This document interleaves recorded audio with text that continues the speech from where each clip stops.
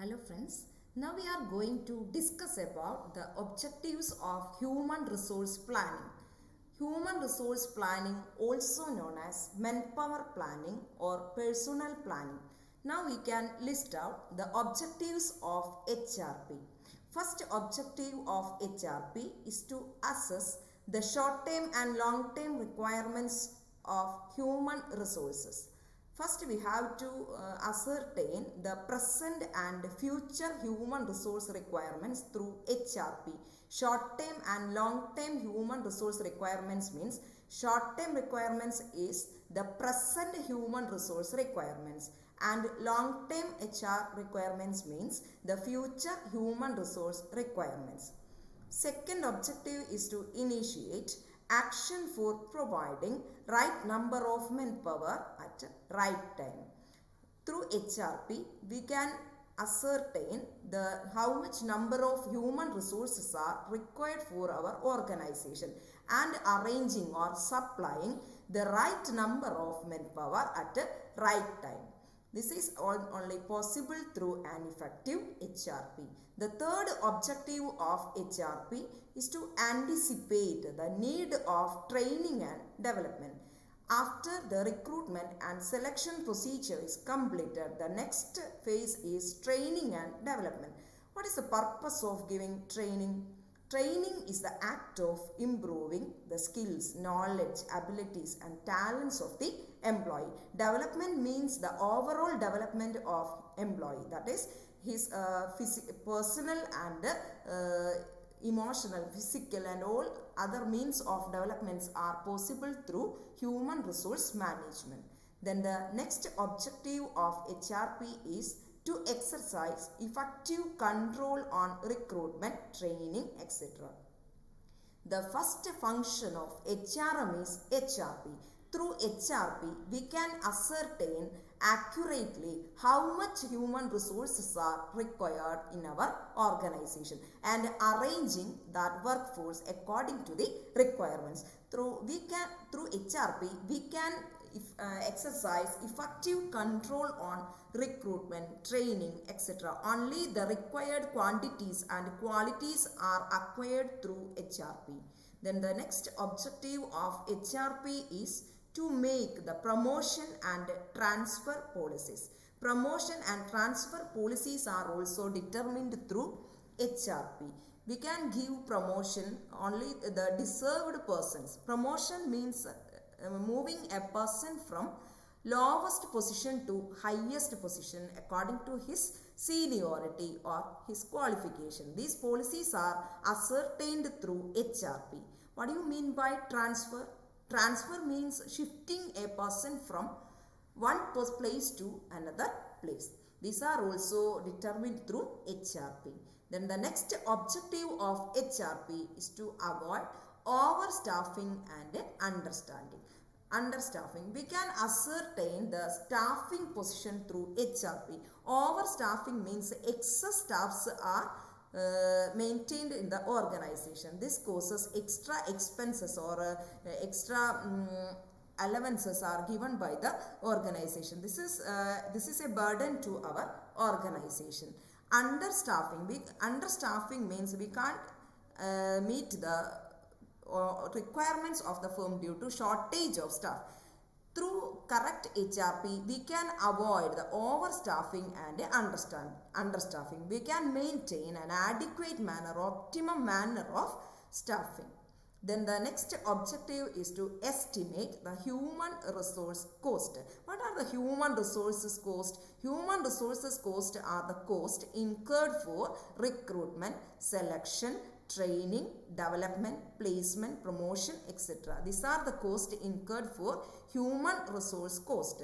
We can estimate correctly the human resources cost through HRP. So through HRP, we can determine how much number of workers are required for our organization at the right time and at the right place. Then the last objective of HRP is to forecast the turnover rate. Here the turnover means the laborers may leave our organization to another organization. ഇപ്പോൾ നമ്മൾ ഇതിനകത്ത് പറഞ്ഞത് objectives of HRP. Objectives of HRPയിൽ first objective എന്ന് പറയുന്നത് human resource ഇപ്പോൾ present നമുക്ക് എത്ര വർക്കിംഗ് ഫോഴ്സ് എക്സിസ്റ്റിങ്ങിൽ നമുക്ക് എത്ര വർക്ക് ഫോഴ്സ് ഉണ്ട് അല്ലെങ്കിൽ എത്ര പേര് നമുക്ക് ആവശ്യമുണ്ട്, അതുപോലെ തന്നെ ഫ്യൂച്ചറിലേക്കും നമുക്ക് എത്ര വർക്ക് ഫോഴ്സ് ആവശ്യമുണ്ട്. സെക്കൻഡ് ഒബ്ജക്റ്റീവ് എന്ന് പറയുന്നത് to initiate action for providing right number of men power at right time. ഇതിനകത്ത് നമ്മൾ പറയും നമുക്ക് എത്ര പേരെ ആവശ്യമുണ്ട്. നമ്മൾ ഫസ്റ്റ് ഒബ്ജക്റ്റീവിൽ നമ്മൾ ഡിറ്റർമിൻ ചെയ്തു how much work force are required for present and future, അല്ലേ? പ്രസൻറ്റിലേക്കും ഫ്യൂച്ചറിലേക്കും എത്ര വർക്ക് ഫോഴ്സ് നമുക്ക് ആവശ്യമുണ്ട്. അത് കിട്ടിക്കഴിഞ്ഞ് കഴിഞ്ഞാൽ നമുക്ക് എന്ത് ചെയ്യാം? We can initiate action. എവിടെ നിന്ന് നമുക്ക് ഇവരെ അപ്ലൈ ചെയ്യാം അല്ലെങ്കിൽ അറേഞ്ച് ചെയ്യാം. അതിനു വേണ്ടിയുള്ള സെർച്ചിങ് ആണ് next one. Through searching we can adopt recruitment, അല്ലെ? റിക്രൂട്ട്മെന്റ് വഴിയായിട്ടാണ് നമ്മൾ ഇവരെ സെർച്ച് ചെയ്യുന്നത്. റിക്രൂട്ട്മെന്റ് വഴി നമ്മൾ സെർച്ച് ചെയ്ത് കൊണ്ടുവരുന്ന എംപ്ലോയീസിനെ നമ്മൾ സെലക്ട് ചെയ്യുന്നത് ഏത് വഴിയാണ്?